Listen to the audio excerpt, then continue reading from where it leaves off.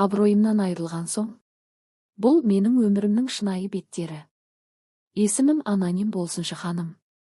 Қазір 28 жастамын, Алматыда тұрамын. Бірақ бәрі 19 жасымда басталған еді. Осы әңгімені айтып отырып, ішімдегі ауыртпалықты жеңілдеткім келеді. Өйткені абыройымнан айырылған соң, жоғалтатын ештеңем жоқ деп ойладым да, кездескен жігіттермен бола бердім. Бірақ ол жолдың соңы қайда апаратынын білмеппін. Бірінші бөлім, алғашқы жоғалту. Мен ауылда өстім. Әкем қатал адам еді, анам көнбіс, үндемейтін.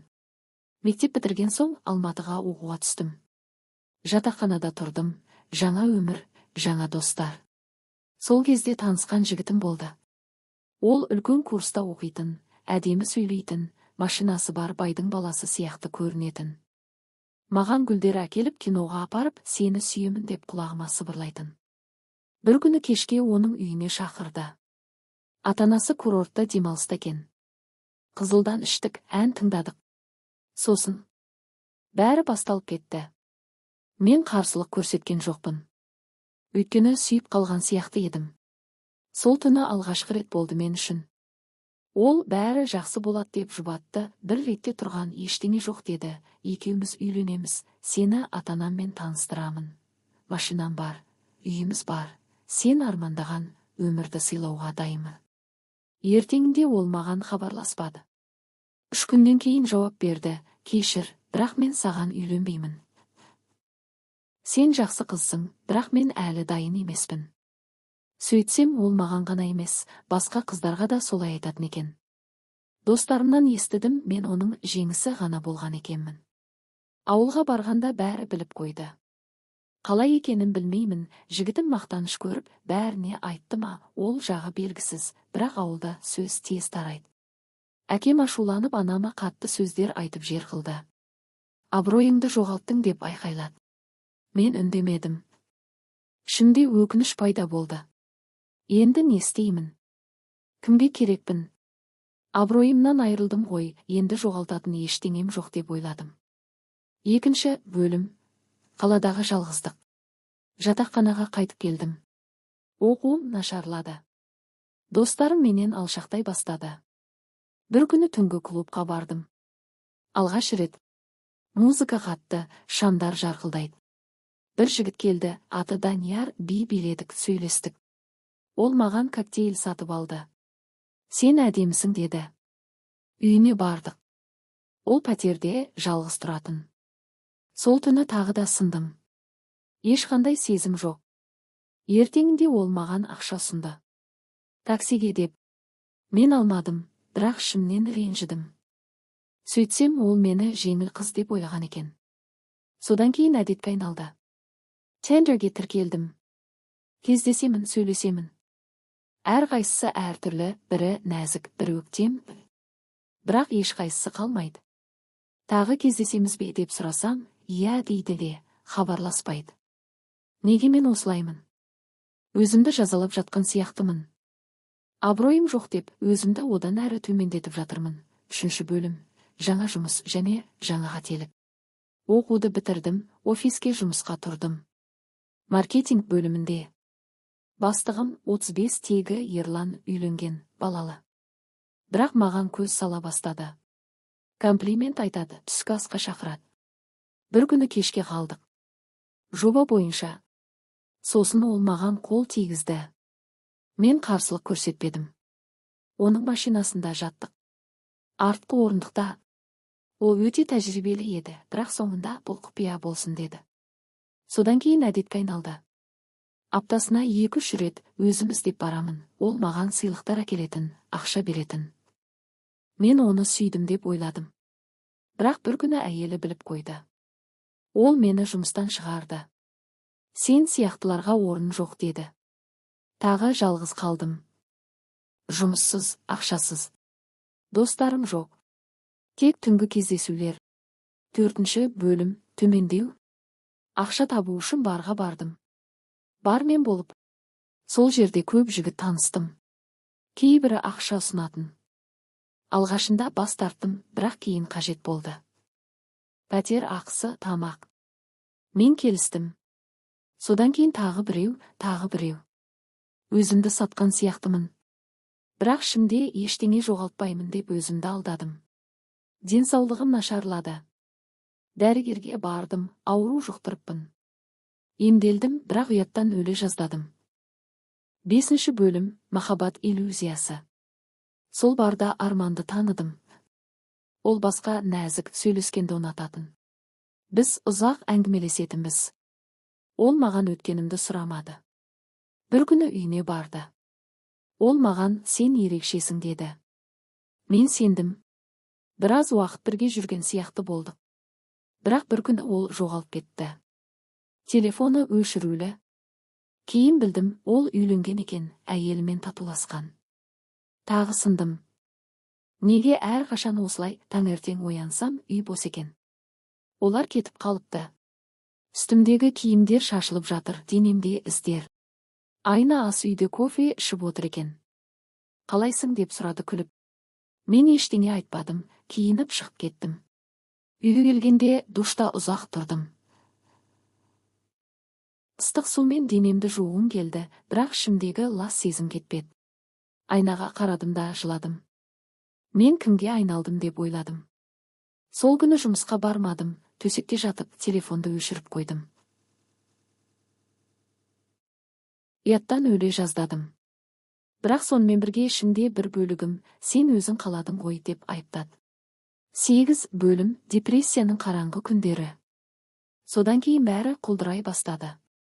Таңертең тұру қиын болды. Жұмысқа барсам күлімдеп жүремін, бірақ ішімде алай-түлей сезім, кешке үйге келсем, тамақ жасамаймын. Тек төсекте жатамын да телефонды ақтарамын.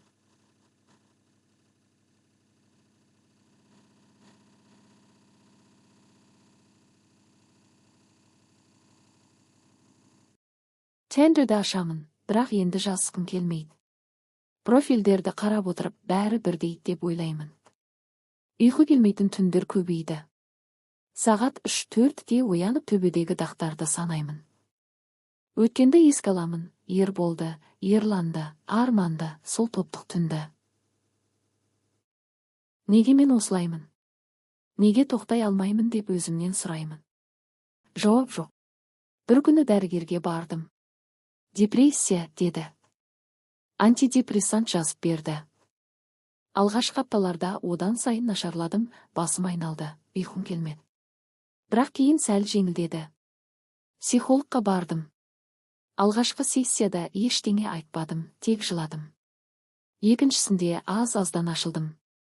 Ол, сен алғашқы жоғалтудан кейін өзіңді кешірмегенсің. Өзіңді жазалап жүрсің, деді. Мен басымды изедім. Рас еді. Әкемнің сөздері құлағымда тұр. Абыройыңды жоғалттың, сен мен үшін өлдің.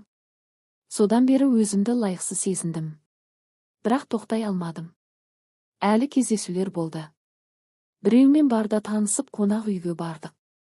Тағы біреуі онлайннан. Әрқайсысынан кейін өзімді одан сайын жек көретінмін.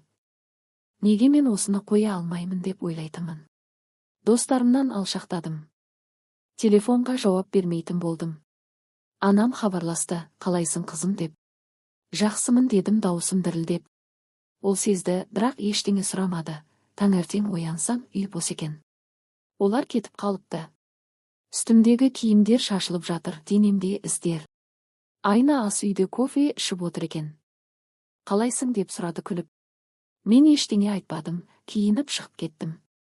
Үйге келгенде душта ұзақ тұрдым. Ыстық сумен денемді жуғым келді, бірақ ішімдегі лас сезім кетпеді. Айнаға қарадым да жыладым. Мен кімге айналдым деп ойладым. Сол күні жұмысқа бармадым, төсекте жатып телефонды өшіріп қойдым. Ұяттан өле жаздадым. Бірақ сонымен бірге ішімде бір бөлігім, сен өзің қаладың ғой деп айыптады. 8 бөлім, депрессияның қараңғы күндері. Содан кейін бәрі құлдырай бастады. Таңертең тұру қиын болды. Жұмысқа барсам күлімдеп жүремін, бірақ ішімде алай-түлей сезім, кешке үйге келсем, тамақ жасамаймын. Тек төсекте жатамын да телефонды ақтарамын.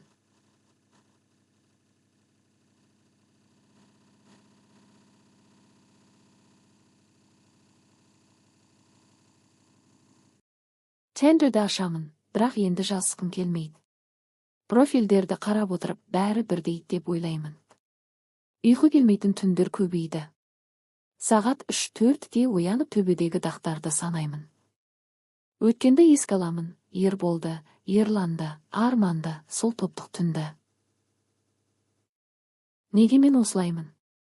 Неге тоқтай алмаймын деп өзімнен сұраймын. Жауап жоқ. Бір күні дәрігерге бардым. Депрессия, деді.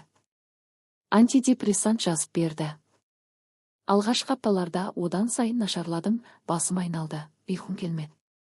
Бірақ кейін сәл жеңілдеді. Психологқа бардым. Алғашқы сессияда ештеңе айтпадым, тек жыладым. Екіншісінде аз-аздан ашылдым. Ол, сен алғашқы жоғалтудан кейін өзіңді кешірмегенсің. Өзіңді жазалап жүрсің, деді. Мен басымды изедім. Рас еді. Әкемнің сөздері құлағымда тұр. Абыройыңды жоғалттың, сен мен үшін өлдің. Содан бері өзімді лайықсыз сезіндім. Бірақ тоқтай алмадым. Әлі кездесулер болды. Біреумен барда танысып қонақ үйге бардық. Тағы біреуі онлайннан. Әрқайсысынан кейін өзімді одан сайын жек көретімін. Неге мен осыны қоя алмаймын деп ойлайтымын. Достарымнан алшақтадым. Телефонға жауап бермейтін болдым. Анам хабарласты, қалайсың қызым деп. Жақсымын дедім, дауысым дірілдеп. Ол сезді, бірақ ештеңе сұрамады. Үйге келгенде душта ұзақ тұрдым. Ыстық сумен денемді жуғым келді, бірақ ішімдегі лас сезім кетпеді. Айнаға қарадым да жыладым. Мен кімге айналдым деп ойладым. Сол күні жұмысқа бармадым, төсекте жатып телефонды өшіріп қойдым. Ұяттан өле жаздадым. Бірақ сонымен бірге ішімде бір бөлігім, сен өзің қаладың ғой деп айыптады. 8-ші бөлім, депрессияның қараңғы күндері. Содан кейін бәрі құлдырай бастады. Таңертең тұру қиын болды. Жұмысқа барсам күлімдеп жүремін, бірақ ішімде алай-түлей сезім, кешке үйге келсем, тамақ жасамаймын. Тек төсекте жатамын да, телефонды ақтарамын.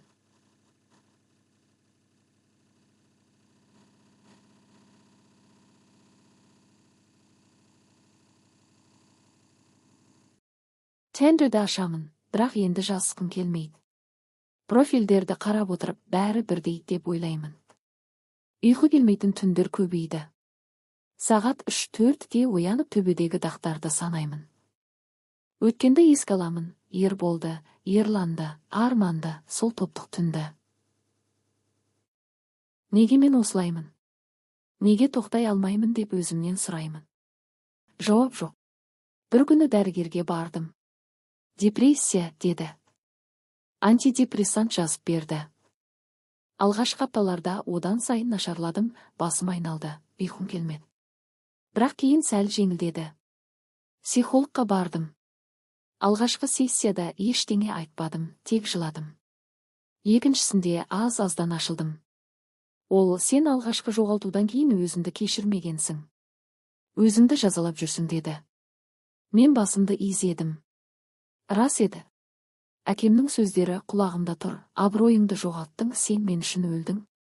Содан бері өзімді лайықсыз сезіндім. Бірақ тоқтай алмадым. Әлі кездесулер болды. Біреумен барда танысып қонақ үйге бардық. Тағы біреуі онлайннан. Әрқайсысынан кейін өзімді одан сайын жек көретімін. Неге мен осыны қоя алмаймын деп ойлайтымын. Достарымнан алшақтадым. Телефонға жауап бермейтін болдым. Анам хабарласты, қалайсың қызым деп. Жақсымын дедім, дауысым дірілдеп.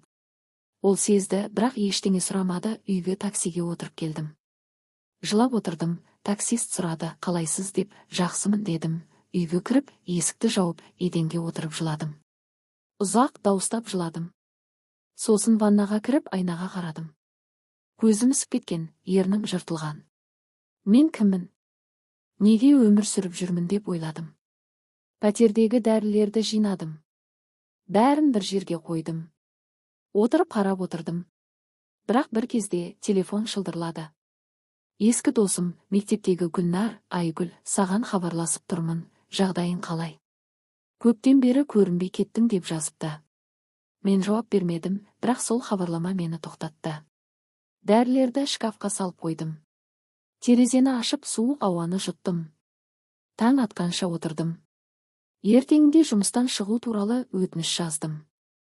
Демалысқа шығамын дедім. Шын мәнінде өзімді жинауға уақыт керек еді. 10 бөлім, жарық сәуле және баяу сау. Гүлнарға хабарластым. Ол Алматыда тұратын, бірақ ауылдан бірге өскенбіз. Кел, сөйлесейік дедім. Ол келді, кофе іштік. Мен бәрін айттым. Бәрін Ерболдан бастап соңғы түнгі дейін. Ол тыңдады, қолымды ұстады, жыламады. Тек сен кінәлі емессің деді. Ол жігіттер кінәлі, сен емес. Сол күні мен психологқа қайта бардым. Бұл жолы шынайы емделуге бел байладым.